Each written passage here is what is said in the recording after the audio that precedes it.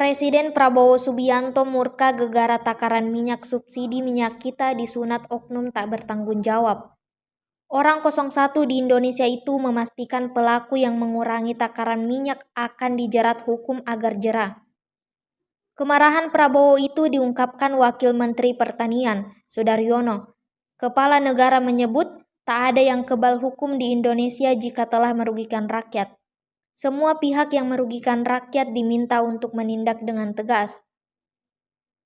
Dengan ketegasan lewat jerat hukum, pihak yang tak bertanggung jawab akan jera. Selain itu, pihak yang akan melakukan kejahatan juga bisa mengurungkan niat buruknya.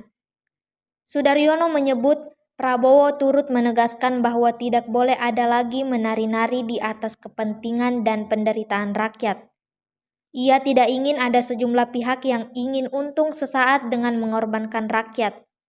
Dirinya lantas mengutip salah satu ayat Al-Quran, yakni surat Al-Mutaffifin tentang orang-orang yang curang, mulai dari mengurangi kualitas, volume hingga timbangan.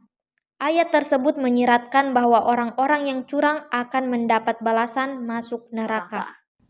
Pesan Presiden adalah tidak boleh ada lagi siapapun itu ya menari-nari di atas kepentingan, menari di atas penderitaan rakyat.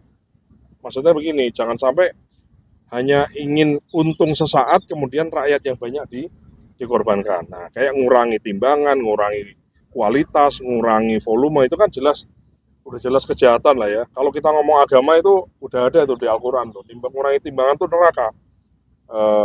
Ancamannya, tapi selain ancaman neraka kalau udah nanti di akhirat masuk neraka juga akan ditindak tegas. Kalau dulu mungkin, nah kalau sekarang Pak Prabowo ingin sekali rakyat itu mendapatkan kualitas pelayanan baik produk maupun jasa dengan kualitas yang baik, dengan kualitas yang semestinya.